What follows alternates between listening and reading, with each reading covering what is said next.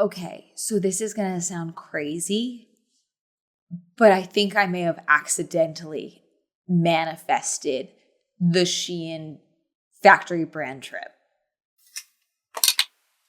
That's it. That's my intro. Hi, I'm Amanda. You're watching Swell Entertainment. And last month, I did a video about Temu. And in the Temu video, I talked quite a bit about Shein as well and compared Temu's rapid growth to Shein and my concerns with it rivaling Shein's numbers in the next couple of years because I have a lot of issues with both companies. In that, though, I also talked about the work conditions and the alleged forced labor and things like that are going into making Shein garments. And the rumors that happened last year or earlier this year about people receiving Shein items that had tags in it that said things like, please help me, send help, things like that. And how Shein claimed that it was actually like a care guide to be like, this is a delicate item, wash with care. And then people were like, actually, me and my sister got the same one in 2 different colors or 2 different sizes even, same color.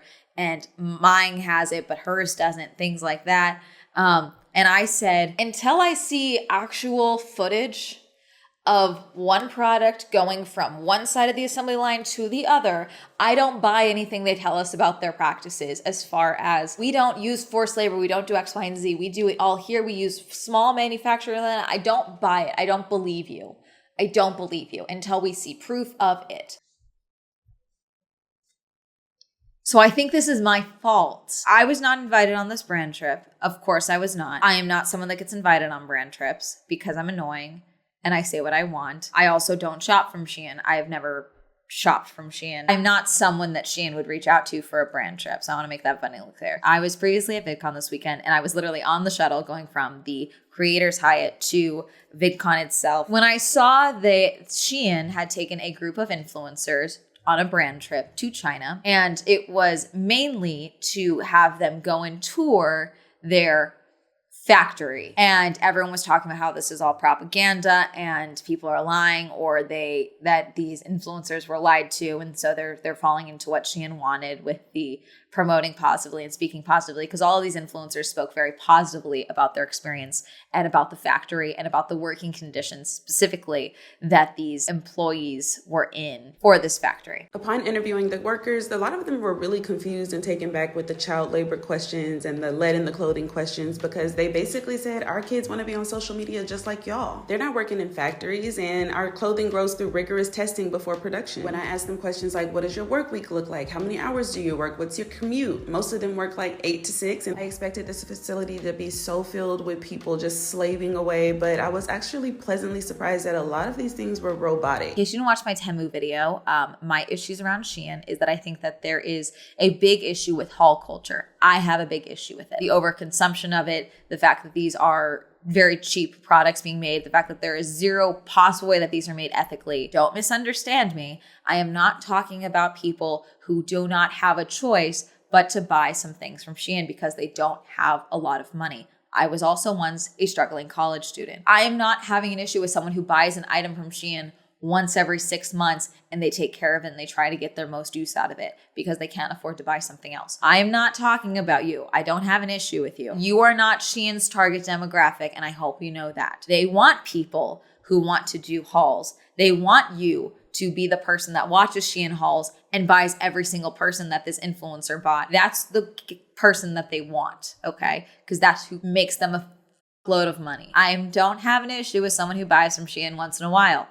Okay? Okay. Stop sending me death threats to my emails. It's not even like reading comprehension. It's like you've made up your mind before you watch the video. You know what I'm saying? Like you're already mad before you click on it. Next day, we headed to the Shein Innovation Center. This facility blew my mind. It's over 600,000 square feet. There's so much technology, and Shein is just such a developed and complex company, and it was so beautiful to see firsthand. I was able to interview a woman that worked in the fabric cutting department, and you guys know me, she's an investigative journalist, so I asked her all of our questions, and she answered them honestly and authentically. She was very surprised at all the rumors that have been spread in the U.S. She told me about her family, her lifestyle, her commute, her hour. The main person that is taking, I would say, the brunt of the backlash for this is Danny DMC. I think it's because of some of the wording and the defensiveness of how she is responding to the backlash.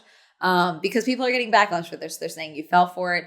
Why would you take their money? Why are you promoting this? You fell for the propaganda, things like that. Also, in Danny's original video from the brand trip, she basically tried to paint herself as an investigative journalist and says that what she admires about herself is that she looks through all the propaganda and xenophobia in the US to go to China and see the realities of these working conditions and what an innovative company that Shein actually is, and that what we all know back here is just racism, basically, towards the Chinese people and Chinese work conditions. And I think you can understand why the internet had a problem with that. I think my biggest takeaway from this trip is to be an independent thinker, get the facts and see it with your own two eyes. There's a narrative fed to us in the US, and I'm one that always likes to be open-minded and seek the truth. So I'm grateful for that about myself, and I hope the same for you guys. So some of these creators are big creators. So this is It's Destine. She has 4.1 million followers on TikTok. Does a lot of content with Shein, it seems, like showing my husband Shein outfits, things like that. She has On My Way to China with Shein. I don't know how much of this I can play because there is background music to it, but something that you may have already picked up is the very nice flight. There's always been this misconception around brand trips.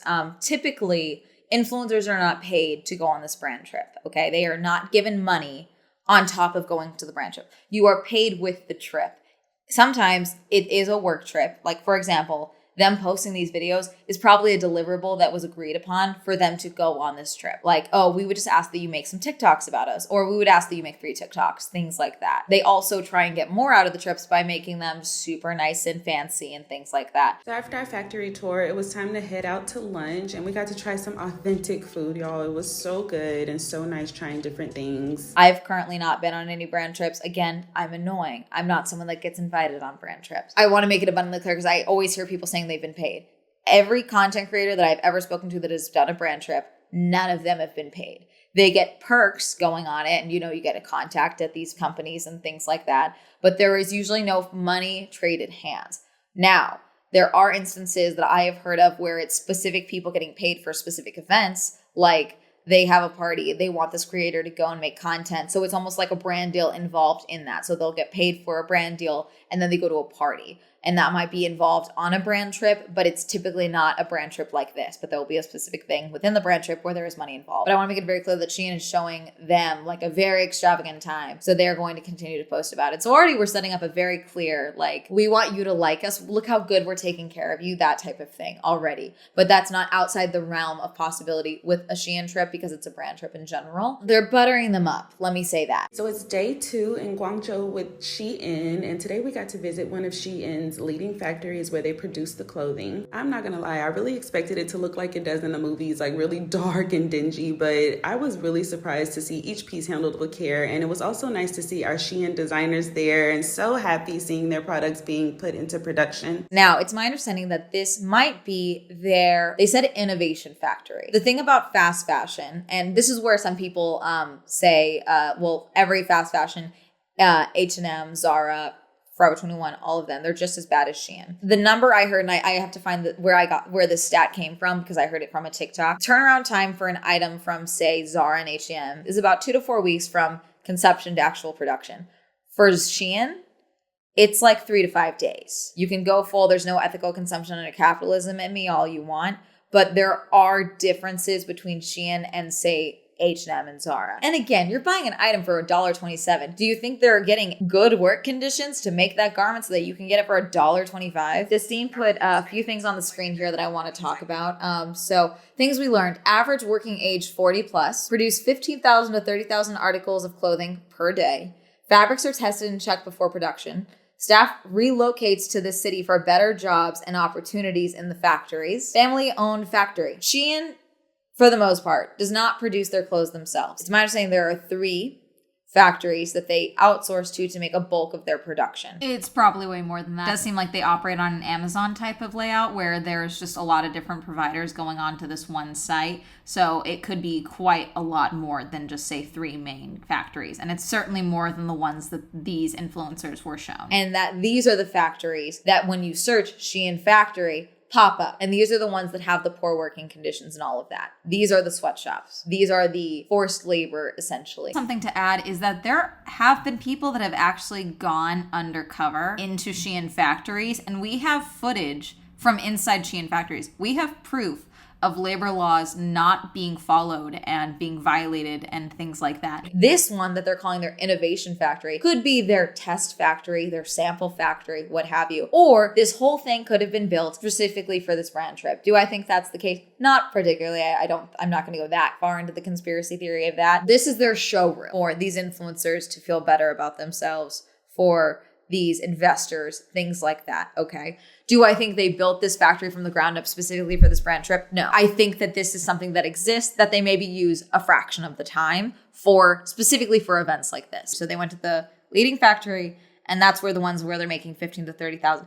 See, but they outsource. That's something we know. We know that they outsource. The innovation factory, like you said, is where they make the samples. So I was correct. They make the samples to ship off to the warehouses so they know what they were doing. Okay. Upon interviewing the workers, a lot of them were really confused and taken back with the child labor questions and the lead in the clothing questions. I'm sorry, I'm just imagining someone coming into my work as a baby clothes employee when I worked retail.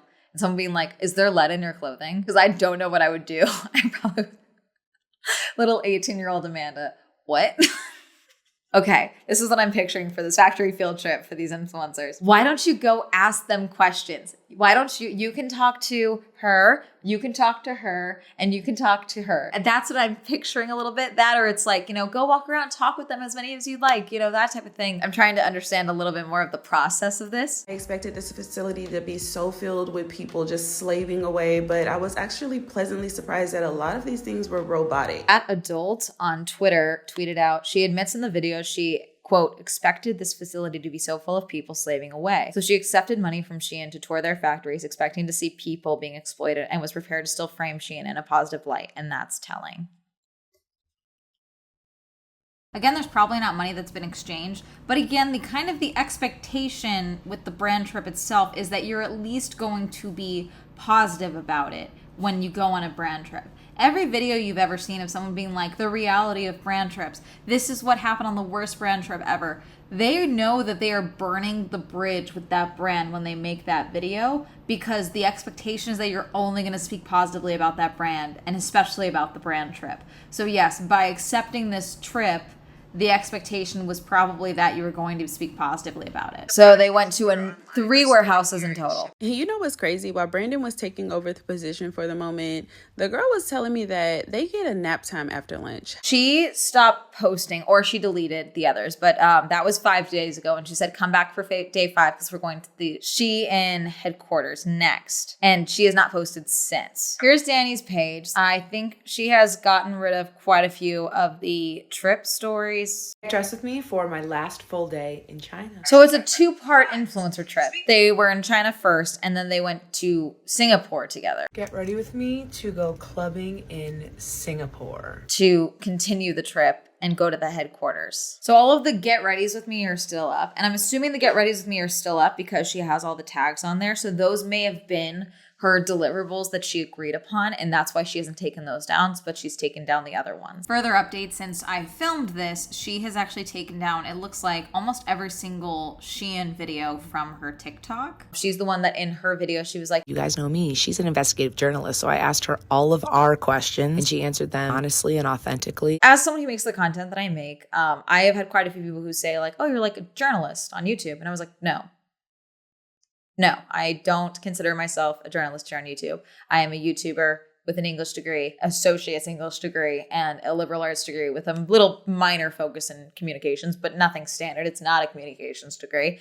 And I'm annoying on the internet. I show up and I review events. That is it. That is what I do. I was like, I'm not qualified to be a journalist. And I've had people who are like, okay, but what are the qualifications for journalism? And I was like, well, J school exists for a reason. I usually correct people, more than anything. And I don't try and represent myself as an investigative journalist because I don't consider myself one. I do think there are qualifications that go into that. I'm not trying to make a comparison mainly between me and Danny. I just, if I were to sit here and be like, I'm a journalist, I think you guys would rip me to fucking shreds. And so I'm not surprised that that is the main thing that people are going after when you make a statement like that. Danny said it in a way of like trying to say like, look, and I did my research. I did everything. You know what I'm saying?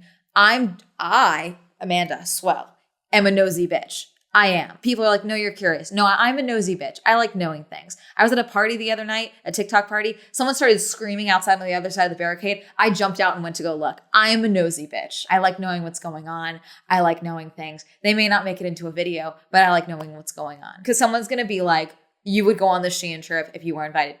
No, I don't want to be affiliated with Shein.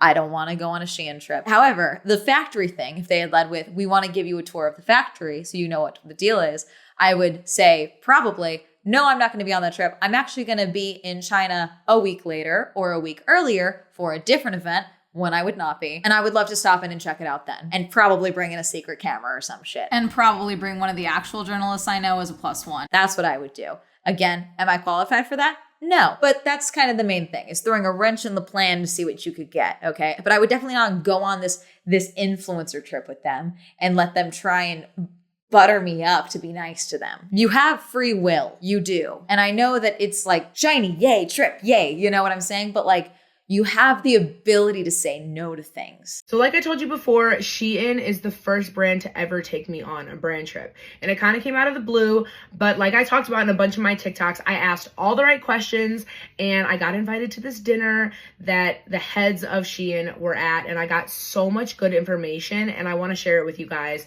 so that we can be on the same page. And that way you guys understand what made me work with Shein and why I feel confident in doing so. So I went to this amazing event, I heard from the higher ups, and I took a bunch of notes. So I'm just now making this video because I was in works with talking to Shein about how I can bring information from the brand to the consumer and how I can help them with debunking a lot of these rumors. We've come together, signed a contract, I signed a deal with them, and they've come all the way correct. This video is from May. Okay, we're in June right now. The influencer trip to China and then I guess Singapore just happened. She is saying in this video from her last month that she is now under contract with Shein as a partner and that that's what she was paid for. Do I think they paid for that brand trip? My guess might be no, and they may have just paid like, okay, we're going to give you all these clothes. We'll pay you for that. They've come all the way correct, referencing the payment of that and just the deals themselves. It could be for brand deals or what have you. We're paying like, hey, we're sending you all these clothes and we're paying you as well. Could be that. It may not be the brand trip itself, but it does sound like she is a paid partner for them. But the fact that she was doing the whole defense thing a month before this is an old video. She's still doing these conversations with people over this because she was on a different brand trip with them prior to this. Looks like they went to London. The reason I was confused about Danny's whole thing, the timeline for Danny, was because she said that she got sick at the end of the trip and had wanted to meet the head of someone at Shein. These videos have since been deleted, okay? And that Shein had actually prioritized making time for her to be able to do that same interview with that head of something at Shein to get her questions answered, even though she had been sick the last day of the trip and hadn't been able to go to that dinner. So they had actually prioritized after the fact, let's get you sat down or do a Zoom call or what have you. And that is where the deal came and they came all the way correct and all of that. So I thought that was after this current brand trip. However, now I think that it might be after this last one and that this was just reiterating it or whatever. But obviously all of her videos have been deleted. Let's move aside from the investigative journalist comment for a second. Let's move past that and focus on I think my biggest takeaway from this trip is to be an independent thinker, get the facts and see it with your own two eyes. Because that's what I encourage you all to do. That's why I do the I Tried So You Don't Have to series. I do a full extensive review to the best of my abilities. But I encourage you all to make your own decisions. If anything, I'm just trying to help you make better choices as a consumer. Hopefully encourage you all to do your own research before you go and spend money on something you just saw advertised on social media. There's a narrative fed to us in the US, and I'm one that always likes to be open-minded and seek the truth. So I'm grateful for that about myself, and I hope the same for you guys. I think it's the tone. Let's go with that, like basically implying that anyone who is concerned about the working conditions and how these clothes are made and the treatment of the people working in these factories, that we're not enlightened thinkers and that we're just listening to a different propaganda machine than the Shein propaganda machine. This whole thing just, it's because Shein's not helping you all. Shein brought you on this trip. Wonderful. But like, where are they now that you guys are being like thrown under the bus? They left you under the bus. That's what they're going to do that. You've served the purpose for them. You're getting more people talking about it. You got them pretty pictures of like people going and walking through their facilities and being like, look at this brand trip we did. I don't know. I hope the check was worth it. Danny? I would say that like you've lost integrity with your audience, but I'm going through the comment section. Unless these are all bots, there's quite a few people who still really like her content and are still like, oh my God, you look so great in that Shein outfit and all this stuff. So it's like, this is where I'm trying to, be vocal about Temu now before it gets to Shein sizes, the Shein platform size that Shein has, the shooters that Shein has basically in their own consumer fan base. What's not a cult, but feels like a cult. You know what I'm saying? Again, not in the individual buyers one by one. Like I buy a piece every couple of months because I like this piece or what have you. I am talking about the haul content creators. I am talking about these content creators potentially who are going to be super pissed. I will not be shocked if any of these people block me. Will not be shocked. If Shein blocks me, win. Yay for me. A lot of these creators are not small creators. Justine is a big creator. Danny has a good size following on Instagram and TikTok. I totally get the sentiment that I'm seeing on Twitter mainly about, they chose people who don't normally get chosen for brand trips. We see this constantly with brand trips about how it's a lot of skinny white girls on these brand trips. We see that constantly, okay? So the fact that the predominant people on this brand trip were, a plus size creator, Danny describes herself that way, as well as Black creators as well. I think that was a very calculated move from Shein. It's not fair to you, but also it's like, you're going to keep riding, dying for this company, like people have the right to be upset with that. Now I'm just sad, I want creators to, have good things happen to them. I want everyone to succeed and be happy and successful, but like, fuck, you're making it hard. Don't buy from Shein, please. If you can afford to not buy from Shein, please don't buy from Shein. And when I say if you can afford to not buy from Shein, I'm not talking about 1 or 2 items. I'm talking about if you were buying 80 items from Shein, no one needs 80 items from Shein. You just don't. That's going to be it. If you want to see my podcast, Swell Shenanigans, it's based on all podcast platforms and on YouTube. If you'd like to listen to episodes of Swell Entertainment outside of YouTube, they are now going to be on Spotify. You can go check those out. That will only be available on Spotify. Reminder, I have merch. I don't know if they're going to be a merch design for this. I would say I'm an investigative journalist, but I don't think that's a good idea. Shout out to my patrons. Thank you so much for supporting me on Patreon. If you'd also support me on Patreon, love this down below. Like to follow me on social media. That'll be all up here. And that's going to be it. Have a lovely day. Goodbye.